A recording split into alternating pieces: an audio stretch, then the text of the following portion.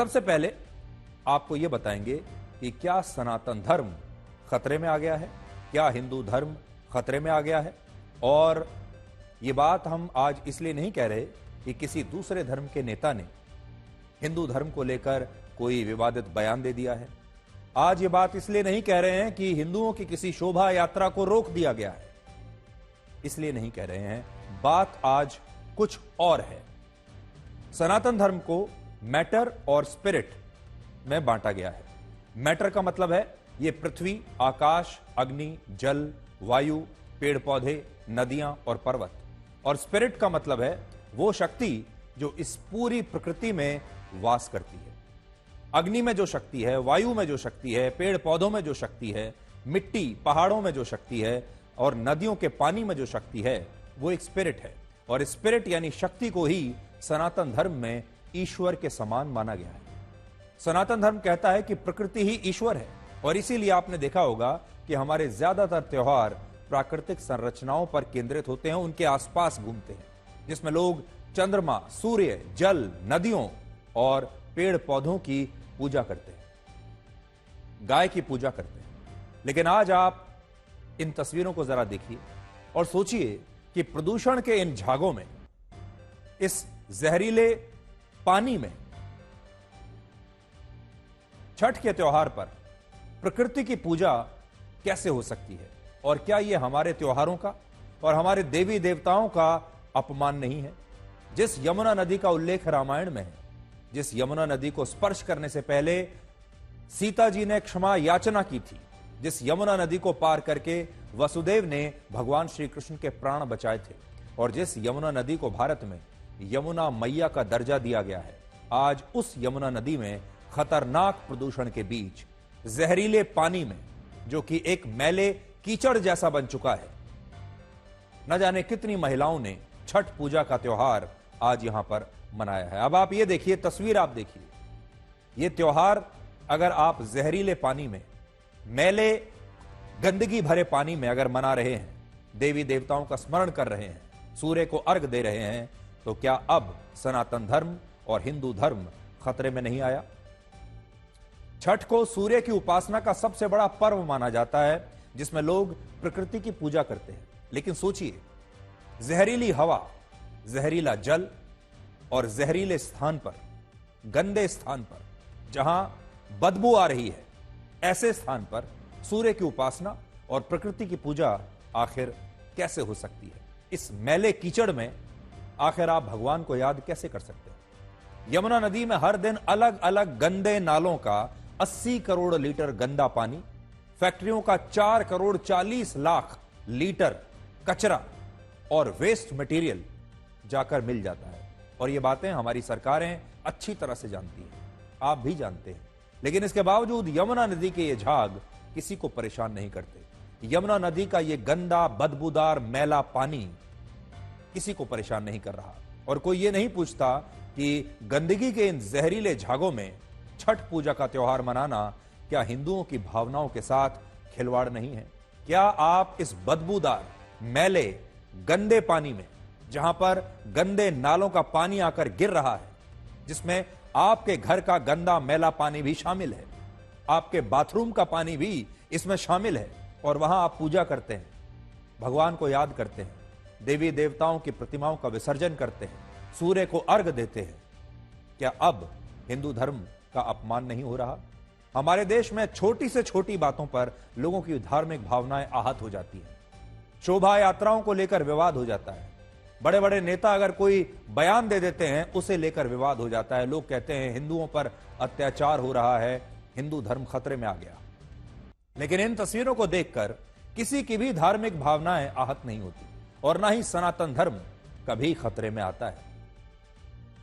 दिल्ली, उत्तर प्रदेश, बिहार, झारखंड और मध्य प्रदेश में आज जिन अलग अलग नदियों और जल कुंडों में सूर्य को अर्घ देकर छठ पूजा का त्योहार मनाया गया, वो सभी नदियां गंदी हैं, प्रदूषित हैं, बदबूदार हैं, उनमें मैला गंदा पानी है और उनमें प्रदूषण के ऐसे तत्व घुले हुए हैं जो जहर जैसे खतरनाक है। यानी ये सारा जो पूजा पाठ है, ये जहरीले पानी में हो रहा है, गंदे बदबूदार पानी में हो रहा है। छठ का त्योहार उस तिथि को मनाया जाता है जब सूर्य की अल्ट्रा वायलेट किरणें असामान्य रूप से इकट्ठा होती हैं और इनके कई दुष्प्रभाव होते हैं। और इन्हीं दुष्प्रभावों से बचने के लिए छठ के दिन सूर्य को सुबह और शाम दोनों समय अर्घ्य दिया जाता है। जब शाम के वक्त सूर्य को अर्घ्य दिया जाता है तब निर्जला उपवास रखने वाली महिलाएं एक मंत्र को पढ़ती हैं और यह मंत्र होता है ओम घृणी सूर्याय नमः। इस मंत्र का उल्लेख अथर्ववेद में भी मिलता है। इसका अर्थ है, हे सूर्यदेव, मैं आपकी आराधना करता हूं या करती हूं और आप मुझे ज्ञान के प्रकाश से प्रकाशित करें। इसके बाद जब महिलाएं सुबह के वक्त सूर्य को जल में खड़े होकर अर्घ्य देती हैं तब भी इसी मंत्र का उच्चारण किया जाता है। लेकिन सोचिए, अगर प्रदूषण के कारण सूर्य दिखाई ही ना दे और जिस नदी में आप सूर्य को अर्घ्य दे रहे हैं खड़े होकर, वो नदी एक गंदा बदबूदार नाला बन चुकी हो, जिसमें न जाने कितने घरों का, कितनी फैक्ट्रियों का गंदा जहरीला पानी है, तो इस पूजा को क्या आप असली पूजा मानेंगे? और भगवान सूर्यदेव इस गंदे बदबूदार पानी में अर्घ्य की प्राप्ति से कैसे प्रसन्न हो सकते हैं? आज जरा ये सोचिए। अलग अलग मान्यताओं के अनुसार छठ पूजा की शुरुआत महाभारत काल में हुई थी, जब पांडवों ने अपने राजपाट के साथ अपनी राजधानी इंद्रप्रस्थ को भी गंवा दिया था। और यह वही इंद्रप्रस्थ था जिसे आज हम दिल्ली कहते हैं, भारत की राजधानी दिल्ली।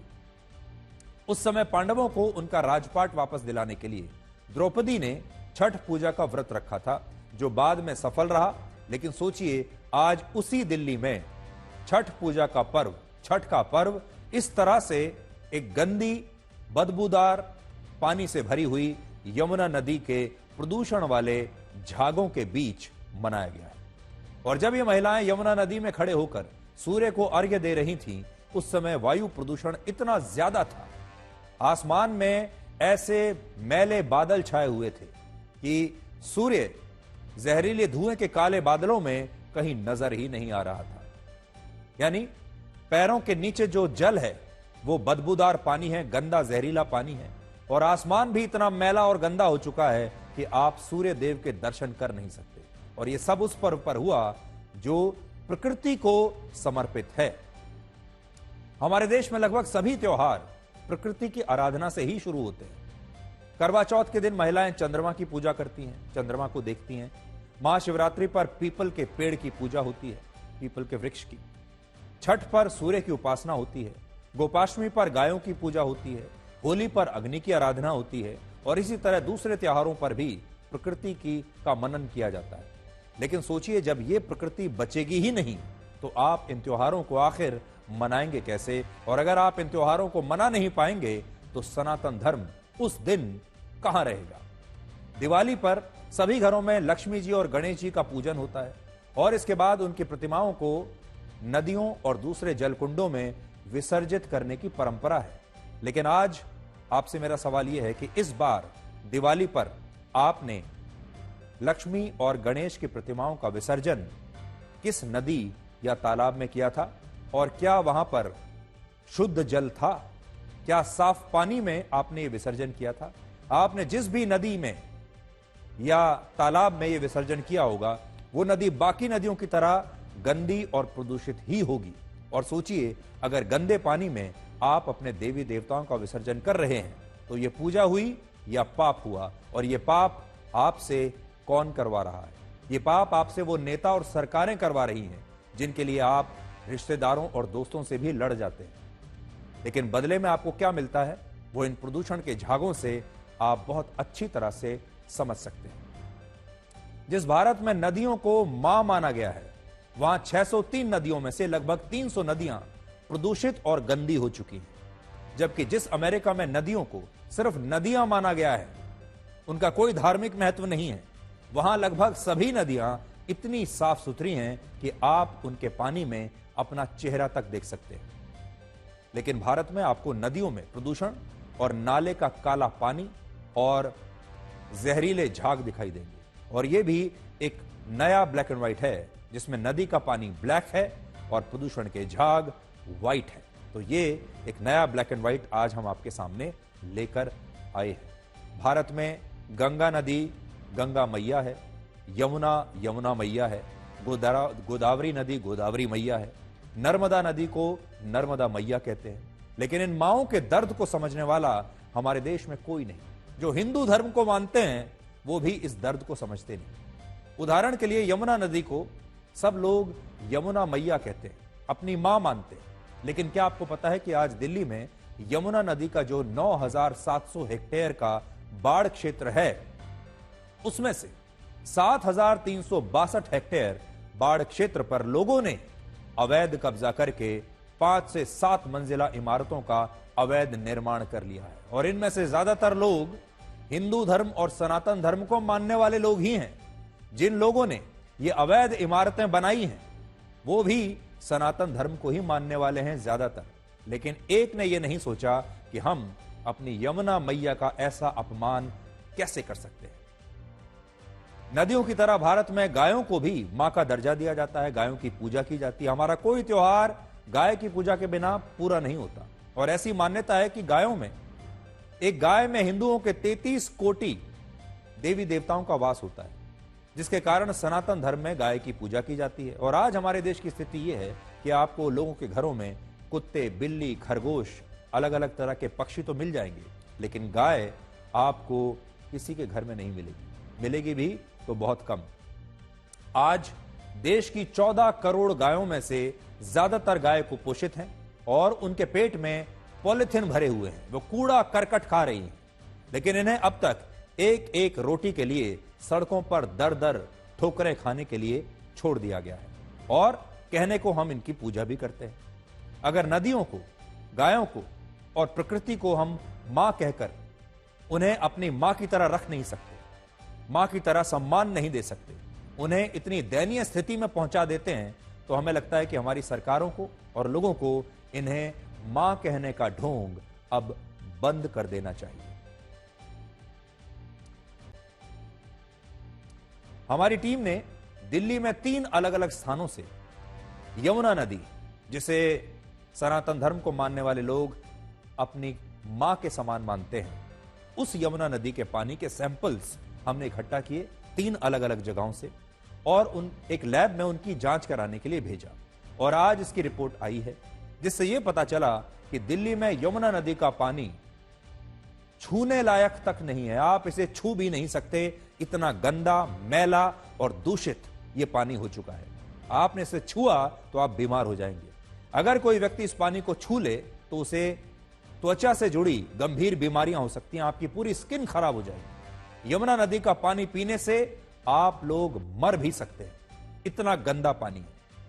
अब आप हमारी ये रिपोर्ट देखिए और सोचिए, आज अगर यमुना नदी हमसे कुछ कह सकती है तो वो पीड़ा और दर्द के शब्द क्या होते।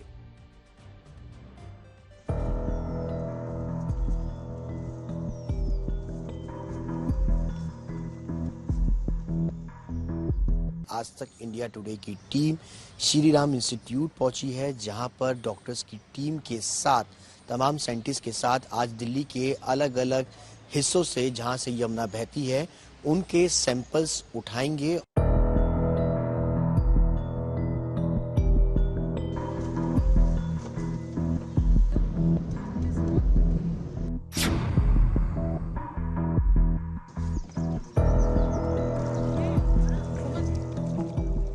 हम इस वक्त मौजूद हैं वजीराबाद बैराज पर। हरियाणा से यमुना जब आती है तो यहीं पर एक पहला पॉइंट है जहां से यमुना का जो पानी है वो वाटर ट्रीटमेंट प्लांट्स में जाता है और यहीं से पानी का जो सैंपल्स है वो सबसे पहले हम यहाँ पर लेंगे। ये पानी का जो सैंपल्स लेने का ये तरीका है, वो यमुना के बीचों बीच से पानी का सैंपल जो है वो लिया जाता है। ये हमारा डेप्थ सैंपलर होता है, इसको हम रिवर के अंदर डालेंगे। 20 फीट से 20 से 30 फीट के नीचे पानी का सैंपल जो है वो लिया जा रहा है। हम आपको बता दें कि ये वजीराबाद बैराज है और यहीं से लगभग 22 किलोमीटर का पूरा सफर है, जो कि कालिंदी कुंज जाकर के यमुना जो है वो पहुंचती है और जहां पर यमुना में टॉक्सिस का लेवल काफी ज्यादा है। हम लोग बोलते हैं डेप्थ सैंपलर। डेप्थ गहराई से जो सैंपल हमें लेना होता है ना, उसके लिए डेप्थ सैंपलर का यूज करते हैं। इसमें हम लोग physical, chemical and bacteriological parameters measure करेंगे, जिसके लिए कुछ टेस्ट ऑन साइट होते हैं, लाइक डीओ ऑक्सीजन डिमांड, और बैक्टीरियोलॉजिकल के लिए अलग से हम लोग बोटल्स लेके आए हैं और केमिकल पैरामीटर के लिए अलग से।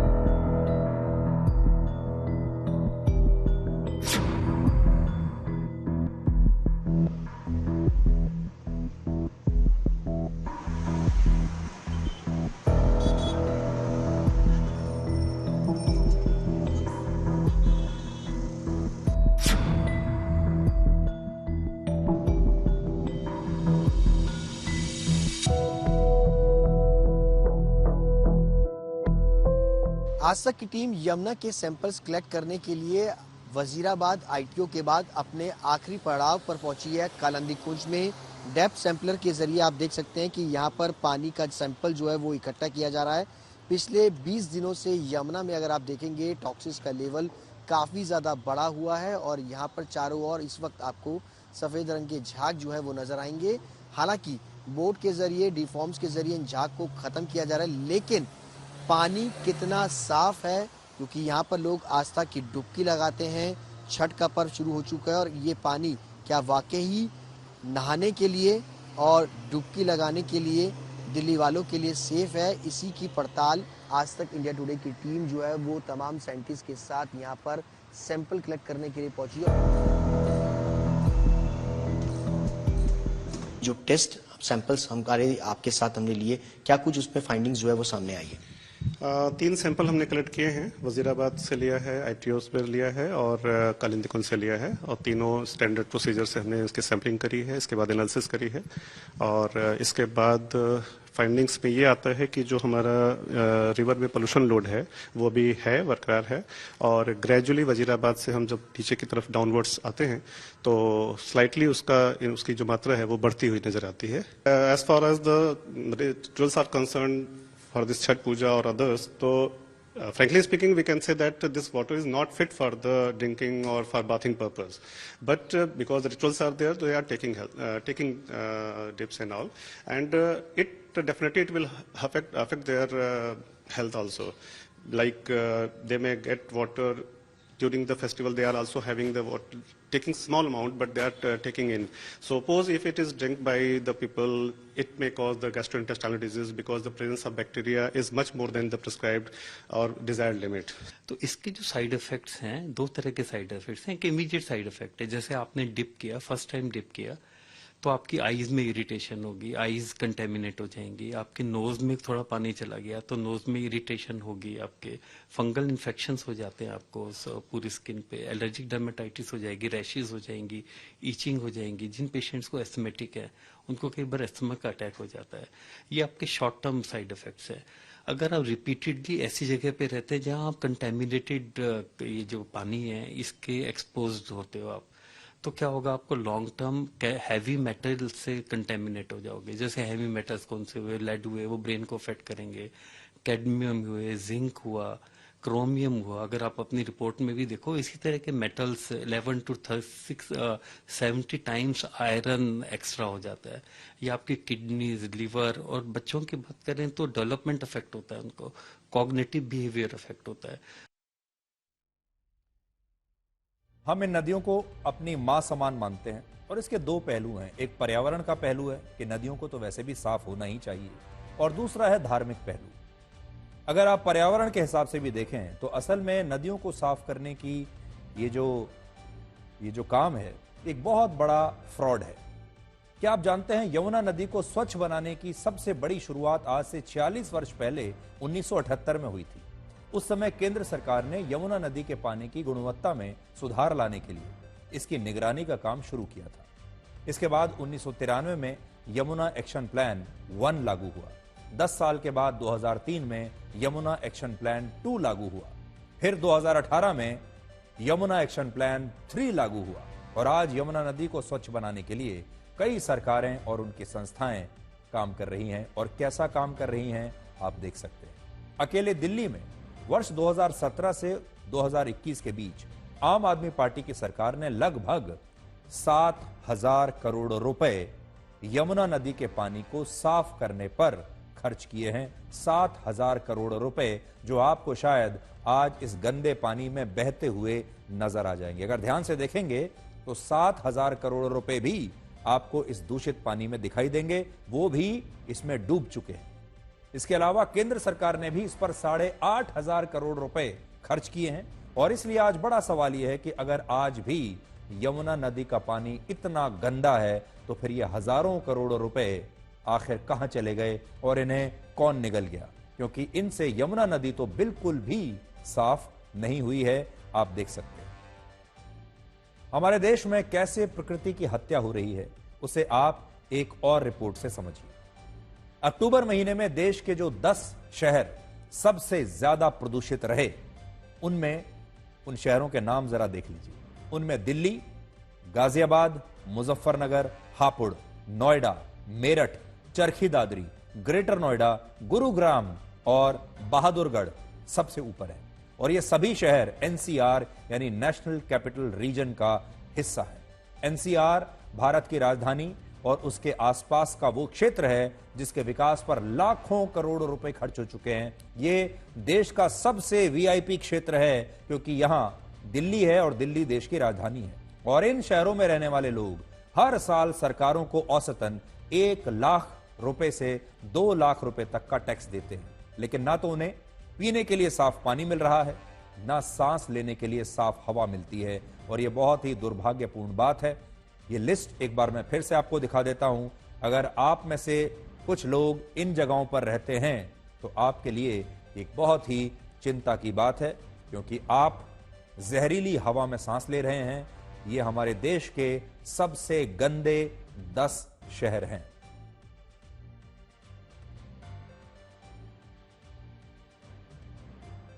और मैंने अभी आपसे जो कहा, इन शहरों के लोग हर साल सरकारों को औसतन 1 लाख करोड़ रुपए से 2 लाख करोड़ रुपए तक का टैक्स देते हैं।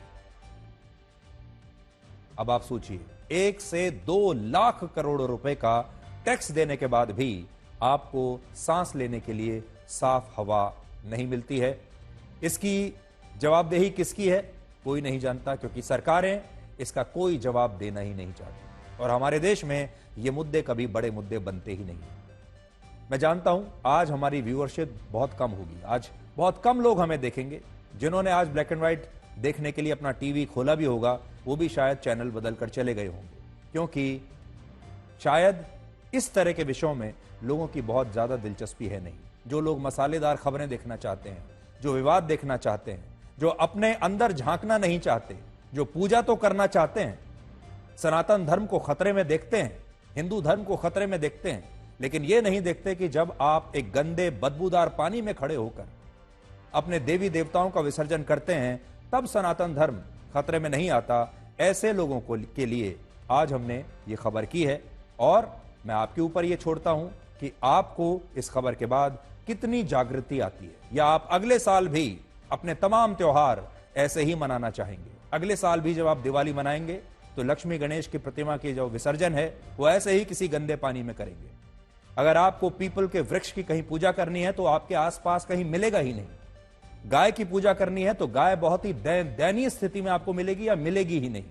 और अगर आपको सूर्य का अर्घ्य देना है तो आपको सिर्फ बदबूदार पानी का कोई गंदा नाला या फिर कोई गंदी नदी वो मिलेगी। आज जब पूरी दुनिया में डोनाल्ड ट्रंप के ट्रंप कार्ड की चर्चा हो रही है, तब हम आपको अमेरिका के चुनावों का एक नया और बिल्कुल अद्भुत विश्लेषण दिखाना चाहते हैं, जिससे भारत भी सीख सकता है। यह विश्लेषण अमेरिका के चुनावों के बारे में है, जिससे आपको 2 नई बातें पता चलेंगी। पहली बात यह कि जो अमेरिका टेक्नोलॉजी के क्षेत्र में इतना आगे है, वहां लोग ईवीएम के होते हुए भी बैलेट पेपर से वोट क्यों डालते हैं। और दूसरा, अमेरिका में 200 वर्षों से एक देश एक चुनाव कैसे हो रहा है, यानी 1 नेशन 1 इलेक्शन, जिस पर हमारे देश में तो बहुत विवाद होता है, लेकिन अमेरिका में यह 200 वर्षों से हो रहा है। भारत के लोकसभा और विधानसभा चुनावों की तरह अमेरिका में वोटिंग के लिए सिर्फ ईवीएम का इस्तेमाल नहीं होता। अमेरिका के सभी राज्यों में वहां के वोटर्स को मतदान करने के लिए 3 विकल्प दिए जाते हैं। इनमें पहले विकल्प में बैलेट पेपर के जरिए वोटिंग होती है, जैसे हमारे देश में एक जमाने में हुआ करती थी बैलेट पेपर से। दूसरे विकल्प में बैलेट पेपर के साथ मशीन की मार्किंग से वोट डाला जाता है और इस मशीन को बैलेट मार्किंग डिवाइस कहते हैं। और तीसरे विकल्प में एक ईवीएम जैसी मशीन की मदद से भी लोग अपना वोट डालते हैं। और इस मशीन को वहां ईवीएम नहीं कहते, बल्कि वहां इसे डायरेक्ट रिकॉर्डिंग इलेक्ट्रॉनिक सिस्टम कहा जाता है, DRE। अमेरिका में सबसे ज्यादा लगभग 69.9% लोग, मान लीजिए 70% लोग बैलेट पेपर से ही वोट डालते हैं। 25.1% लोग बैलेट मशीन से वोट डालते हैं और सिर्फ 5% लोग ईवीएम जैसी मशीनों से वोट डालते हैं, जबकि उन्हें ये तीनों विकल्प दिए जाते हैं। अमेरिका में 95% लोगों को ईवीएम पर विश्वास नहीं है और वो मानते हैं कि बैलेट पेपर से वोट देना सबसे सुरक्षित है। अमेरिका में इसे हैंड मार्क्ड पेपर बैलेट्स कहते हैं, जिसमें लोगों को वोट डालने के लिए एक बैलेट पेपर का फॉर्म दिया जाता है और इस फॉर्म में उन्हें अपनी नागरिकता से जुड़ी तमाम जानकारियां, अपने driving licence, voter ID card वगैरह, पासपोर्ट, बैंक स्टेटमेंट या बर्थ सर्टिफिकेट के बारे में जानकारियां लिखनी होती है। अमेरिका के 50 में से कुल 35 राज्य ऐसे हैं जहां बैलेट पेपर से वोट डालने के लिए लोगों को इनमें से कोई एक पहचान पत्र पोलिंग बूथ पर दिखाना होता है और अपने बैलेट पेपर के फॉर्म में उसके बारे में सही जानकारी लिखनी होती है। जबकि 15 राज्यों में नागरिकों के लिए ऐसे पहचान पत्र दिखाने की भी कोई आवश्यकता नहीं और इन राज्यों में वोटर्स के हस्ताक्षर से ही उनके वोट की वैधता को सुनिश्चित किया जाता है। देखिए, ये कितनी बड़ी बात है कि हमारे यहां तो बाकायदा एक इलेक्शन कमीशन है, वो आपका वोटर आईडी कार्ड बनाता है, लेकिन अमेरिका में आप अपना कोई भी आई कार्ड लेकर, अपना ड्राइविंग लाइसेंस लेकर भी अगर आप पोलिंग स्टेशन पर चले जाएंगे तो आप अपना वोट डाल पाएंगे। और कई जगह तो ऐसा है जहां आपके पास अगर कोई भी अपना आई कार्ड नहीं है तब भी आप वोट डाल पाएंगे और बाद में आपका वेरिफिकेशन वहां की सरकार कर लेगी, लेकिन आप तब भी वोट डाल सकते हैं। जो बैलेट पेपर होता है वो आज हम आपको दिखाएंगे। ये बैलेट पेपर किसी परीक्षा के क्वेश्चन पेपर जैसा होता है, जिसमें कम से कम 2 या ज्यादा से ज्यादा 5 पेजेस होते हैं। काफी लंबा चौड़ा होता है और वोटिंग वाले दिन लोगों को यह पूरा की पूरा फॉर्म भरकर अपना वोट पोलिंग बूथ पर रखे बैलेट बॉक्स में डालना होता है। कुछ राज्यों में वोटर्स को यह बैलेट बॉक्स वोटिंग से कुछ दिन पहले ही उनके घर पर भेज दिए जाते हैं और उन्हें वोटिंग वाले दिन इन फॉर्म्स को सिर्फ बैलेट बॉक्स में आकर जमा कराना होता है। यानी ये आपको पहले ही मिल जाता है, आप अच्छे से पढ़िए, पढ़ने के बाद इसे भरिए और वोटिंग के दिन आप इसे जमा करा दीजिए। इस प्रक्रिया के दौरान एक स्कैनर मशीन से इस पूरे फॉर्म की जांच होती है और अगर इस फॉर्म में कोई गलती है तो फिर वो स्कैनर मशीन इसे स्कैन नहीं करती बल्कि इसे रिजेक्ट कर देती है और वोटर्स को फिर नए सिरे से दूसरा बैलेट पेपर भरकर बैलेट बॉक्स में जमा करना होता है। देखिए, हमारे यहां अगर आपका वोट कैंसिल हो गया तो फिर कैंसिल हो गया, वहां अगर आपने कोई गलती कर भी दी और आपका वोट कैंसिल हो गया तो आप दोबारा से अपना वोट डाल सकते हैं। यानी वहां पर अगर आप देखेंगे अमेरिका में तो वोटिंग बहुत ही आसान प्रक्रिया है। हमारे देश में तो वोट डालना एक बहुत पेचीदा प्रक्रिया है। अगर आप बूथ तक पहुंच गए और वहां आपको आपका वोट मिल गया और वहां पर वोटर्स की जो लिस्ट है उसमें अगर आपका नाम है तो आप चैन की सांस लेते हैं कि चलिए हमारा नाम है और हमने वोट भी डाल दिया है। बहुत बड़ा टास्क है, लेकिन अमेरिका में ऐसा कुछ नहीं है, बहुत ही आसान है। आई कार्ड दिखाकर आप वोट डाल सकते हैं, आई कार्ड नहीं भी है तब भी वोट डाल सकते हैं और बैलेट पेपर से जब आप वोट डालते हैं तो वो बैलेट पेपर पहले स्कैन किया जाता है ताकि उसका रिकॉर्ड आखिर तक रहे और स्कैन के बाद फिर उसे आगे प्रोसेस किया जाता है। मतदान के बाद जब वोटों की गिनती होती है तब भी इन बैलेट पेपर्स को स्कैन किया जाता है और अगर चुनाव अधिकारियों को ऐसा लगे कि कोई बैलेट पेपर अवैध है तो उस वोट को फिर रद्द किया जाता है।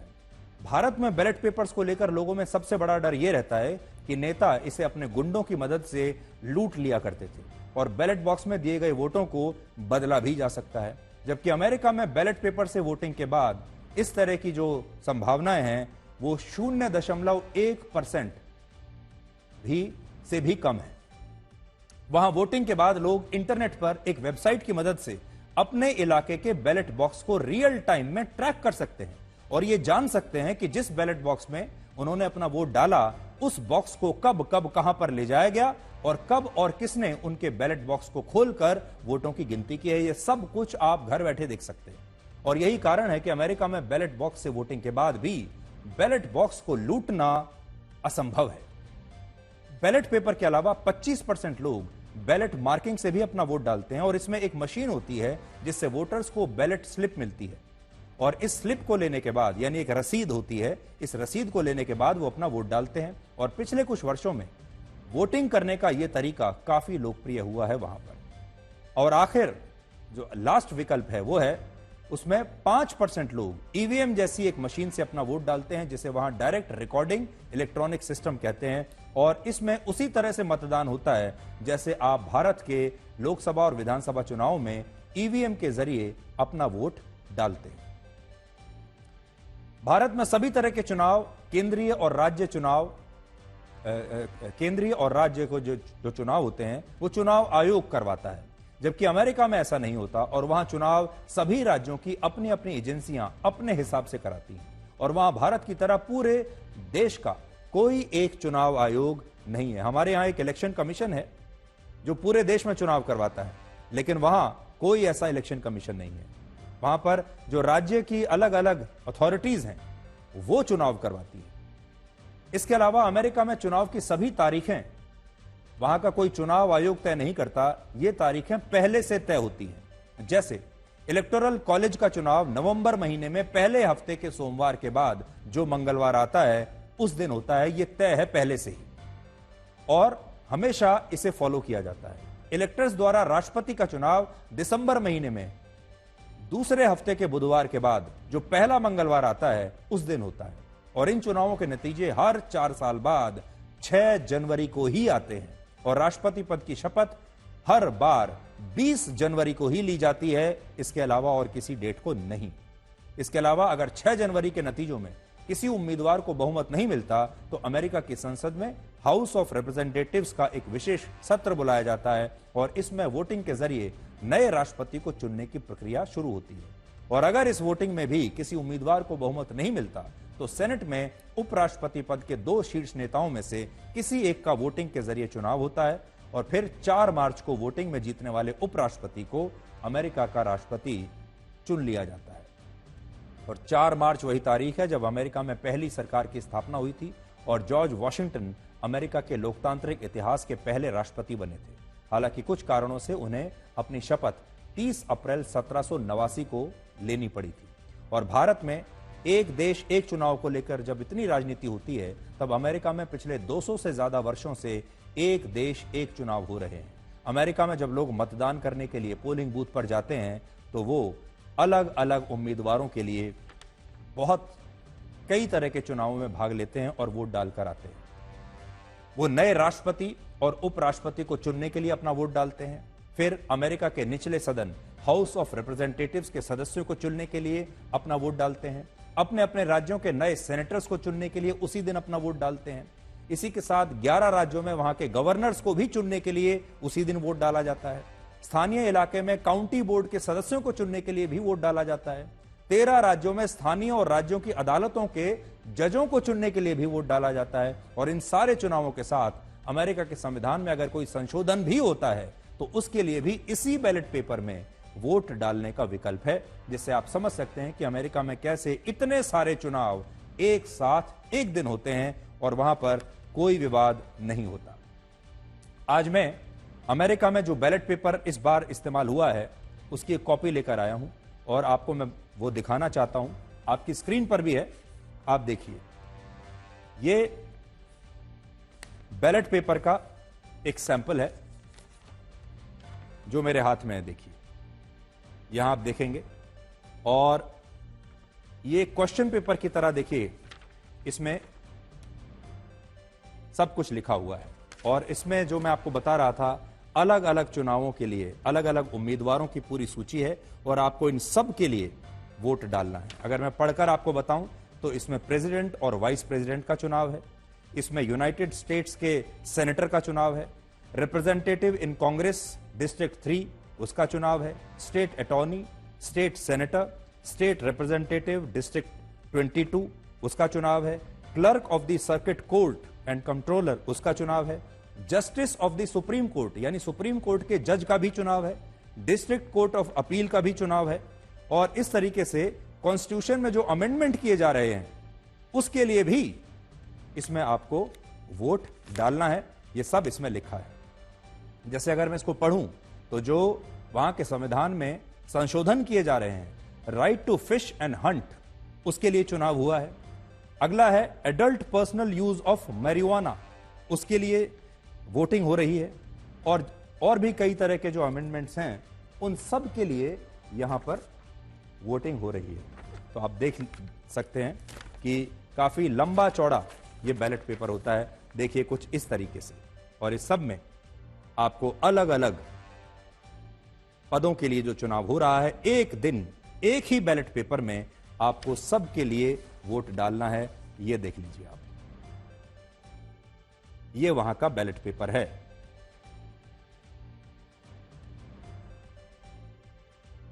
अमेरिका में राष्ट्रपति चुनावों के साथ हाउस ऑफ रिप्रेजेंटेटिव्स के 435 सदस्यों के लिए भी चुनाव हुआ था, जिसमें से 206 सदस्य रिपब्लिकन पार्टी के जीते और 191 कमला हैरिस की पार्टी के जीते, और इनमें से 6 सदस्य भारतीय मूल के हैं। वर्ष 2020 में हाउस ऑफ रिप्रेजेंटेटिव्स के 4, 2016 में भी 4, 2012 में 1, 2008 में 0 और 2004 में 1 सदस्य भारतीय मूल के चुने गए थे। लेकिन अब यह संख्या बढ़कर 6 हो गई है, और इससे आप समझ सकते हैं कि अमेरिका में भारतीयों का प्रभाव लगातार बढ़ रहा है। और इस बार डोनाल्ड ट्रंप ने भी हिंदुओं की अनदेखी को एक बड़ा मुद्दा बनाया था। विडंबना यह है कि अमेरिका के चुनाव में तो हिंदू एक बड़ा मुद्दा बन सकते हैं, लेकिन भारत के चुनाव में हिंदुओं को लेकर सिर्फ जातियों की सोशल इंजीनियरिंग की जाती है। अब आप यह देखिए कि अमेरिका में इस बार बड़े बड़े मुद्दों ने बड़े बड़े और इंटरनेशनल स्टार्स को कैसे हरा दिया। दुनिया भर के नेताओं के लिए एक बहुत बड़ी सीख अमेरिका के इन चुनावों में है। तो अब आप यह देखिए कि एक तरफ कमला हैरिस थी और एक तरफ डोनाल्ड ट्रंप थे। कमला हैरिस को दुनिया के और अमेरिका के बड़े बड़े स्टार्स जो हैं वो सपोर्ट कर रहे थे। जैसे इस बार मशहूर singer Lady Gaga, Taylor Swift, Jennifer Lopez, Beyonce, Eminem, George Clooney, Oprah Winfrey, Bill Clinton, Jimmy Carter, Mark Cuban, Bill Gates, Harrison Ford और माइकल ब्लूमबर्ग जैसे जो बड़े बड़े लोग हैं, उन्होंने खुलकर इन चुनावों में कमला हैरिस का समर्थन किया था। इसके अलावा मार्वल सीरीज की जो फिल्में आती हैं उनमें आयरन मैन बनने वाले Robert Downey junior, captain America बनने वाले क्रिस एवंस, हल्क बनने वाले मार्क रफेलो, ये तमाम लोगों ने भी कमला हैरिस का समर्थन किया था। यानी इतने बड़े बड़े जो फिल्म स्टार्स हैं उन सब ने कमला हैरिस का समर्थन किया।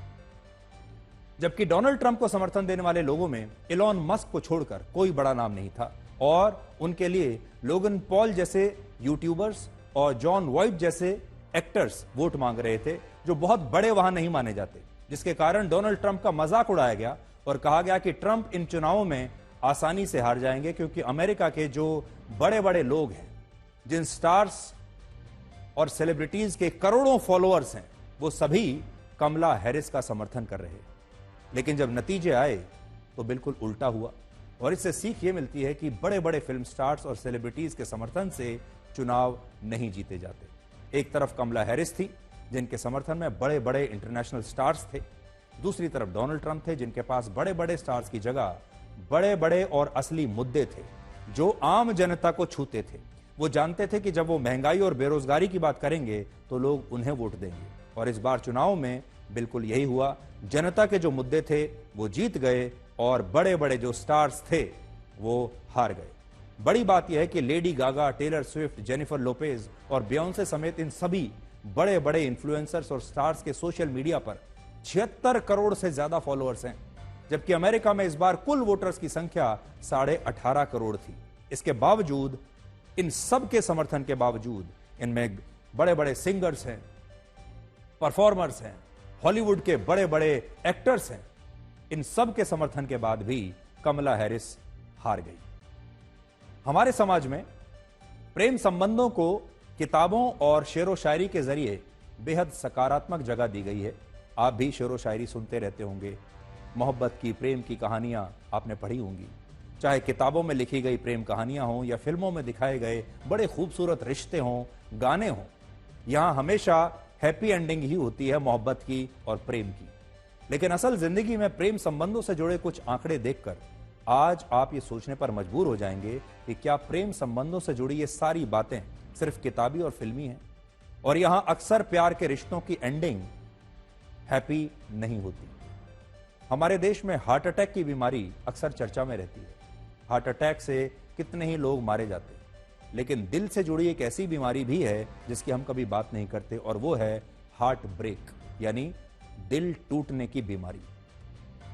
और 80% लोग जीवन में दिल टूटने की समस्या को कभी ना कभी जरूर महसूस करते हैं। दिल टूटने के कारण वर्ष 2013 से 2022 के बीच लगभग 9 या 10 वर्षों में कुल मिलाकर 74,180 लोगों ने आत्महत्या की, जिसमें से 76% लोगों ने प्यार में दिल टूटने की वजह से आत्महत्या की, जबकि एक्स्ट्रा मैरिटल अफेयर्स के कारण 13.3% लोगों ने आत्महत्या की। प्यार में पार्टनर का किसी और से संबंध होने के शक में, यानी पार्टनर के धोखे की वजह से लगभग 10% लोगों ने खुदकुशी की।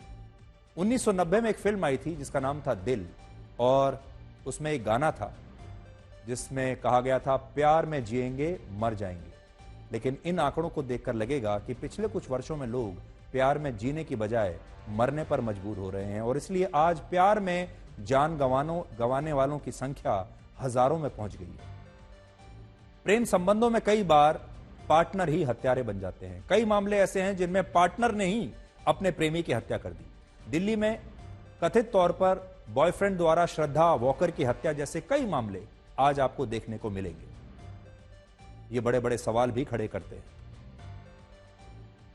इसके अलावा वर्ष 2013 से 2022 के बीच सिर्फ 10 वर्षों में प्यार के मामलों में लगभग 30,000 लोगों की हत्याएं हो गई, जिसमें लगभग 52% मामलों में हत्या का कारण था लव अफेयर्स, जबकि 46.6% मामलों में पार्टनर के गलत संबंध को आधार मानकर उसकी हत्या कर दी गई। जब युवाओं के प्रेम संबंध से परिवार की सामाजिक प्रतिष्ठा और मर्यादा को ठेस पहुंचती है, तो परिवार भी कई बार अपने ही बच्चों का हत्यारा बन जाता है। वर्ष 2013 से 2022 के बीच ऐसी कुल 517 हत्याएं हुई, जिसमें अपने ही सगे और परिवार के लोगों ने प्यार के रिश्तों के लिए उनकी हत्या कर दी। दिल टूटने के बाद अगर प्रतिशोध की भावना होती है, तो बात सिर्फ हत्या या आत्महत्या तक सीमित नहीं रहती, बल्कि अपहरण भी इसके कई अंजामों में से एक है। 2013 से 2022 के बीच जबरदस्ती शादी करने के लिए 2,80,000 महिलाओं का अपहरण हुआ। इन 10 वर्षों में हर 10 में से 4 महिलाओं के अपहरण की वजह प्यार था। आजकल स्कूल में पढ़ाई लिखाई करने वाले नाबालिग बच्चे भी प्यार का खतरनाक खेल खेल रहे हैं। इसके लिए सबसे ज्यादा जिम्मेदार है स्मार्टफोन और सोशल मीडिया। आज देश में छोटे बड़े शहरों से लेकर पिछड़े गांवों तक लगभग हर जगह स्मार्टफोन उपलब्ध है। आज सोशल मीडिया पर एक क्लिक से हमारे देश के छोटे छोटे बच्चे किसी को भी किसी भी उम्र में अपना दोस्त बना सकते हैं, और बात आगे बढ़ते बढ़ते प्यार तक पहुंच जाती है। लेकिन जब बात घर वालों तक पहुंचती है, तो परिवार और कानूनी लड़ाई में फंसकर कई बार कम उम्र के ये रिश्ते हत्या या आत्महत्या पर आकर खत्म होते हैं। वर्ष 2012 में जब देश में सोशल मीडिया का इतना प्रसार नहीं था, तब 3,849 यानी हर रोज करीब 10 लोग प्यार में आत्महत्या करते थे, जबकि सोशल मीडिया के आने के बाद वर्ष 2022 में प्रेम की वजह से, प्यार की वजह से जान देने वालों की संख्या 16,751 पहुंच गई। यानी हर रोज 45 लोगों ने दिल टूटने की वजह से आत्महत्या की। और इससे आप समझ सकते हैं कि सोशल मीडिया से प्रभावित होकर किसी से दिल जोड़ने और फिर दिल टूटने का यह गणित कितना खतरनाक हो सकता है, जो आपकी जान भी ले सकता है। हर इंसान को जीवन में प्यार की जरूरत होती है, और इसलिए इंसान पूरी जिंदगी सच्चे प्यार को खोजता रहता है। उसे लगता है कि इतनी बड़ी दुनिया में कम से कम एक जीवन साथी तो उसके लिए जरूर बना होगा, जो दुनिया में कहीं ना कहीं बैठकर उसका इंतजार कर रहा होगा। लेकिन यह भी उतना ही सच है कि सच्चे प्यार की परिभाषा क्या है, ये कोई नहीं जानता, और ना ही सच्चे प्यार को परखने के लिए कोई लैब या फॉर्मूला बना है।